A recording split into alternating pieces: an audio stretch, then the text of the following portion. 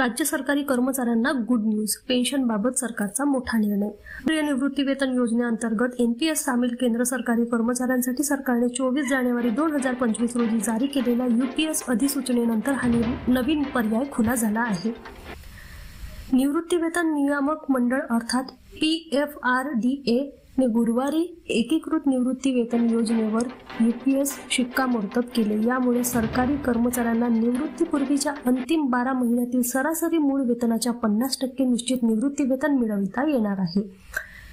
राष्ट्रीय निवृत्ती वेतन योजनेअंतर्गत एनपीएस सामील केंद्र सरकारी कर्मचाऱ्यांसाठी सरकारने 24 जानेवारी 2025 रोजी जारी केलेल्या यूपीएस अधिसूचनेनंतर हा नवीन पर्याय खुला झाला आहे, असे PFRDA ने दिलेल्या निवेदनात म्हटले आहे। हे नवीन नियमन 1 एप्रिल 2025 पासून लागू होतील।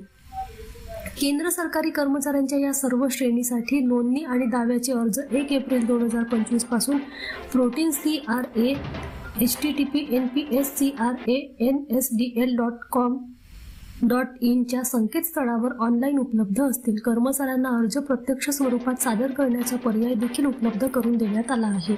सूचनेनुसार कर्मचाऱ्याला सेवेतून काढून टाकले गेल्यास किंवा राजीनामा दिला असल्यास त्यांना यूपीएस पर्याय उपलब्ध राहणार नाही। शिवाय पूर्ण खात्रीशीर लाभाचा दर हा अंतिम 12 महिन्याच्या मासिक सरासरीमधील मूळ वेतनाच्या 50% असेल, जो निवृत्तीपूर्वी लगेचच असेल आणि एनपीएस अंतर्गत बाजार परताव्याशी निगडीत किमान 25 वर्षाची सेवा पात्रता असेल।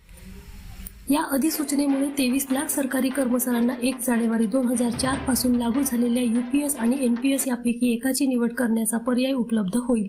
पंतप्रधान मोदी यांच्या अध्यक्षतेखाली 24 ऑगस्ट 2024 रोजी केंद्रीय मंत्रिमंडळाने यूपीएसला मंजुरी दिली। जानेवारी 2004 पूर्वी लागू असलेल्या जुन्या निवृत्ती वेतन योजनेअंतर्गत कर्मचाऱ्यांना त्यांच्या शेवटच्या वर्षातील मूळ वेतनाच्या 50% रक्कम निवृत्ती वेतन म्हणून मिळत असे।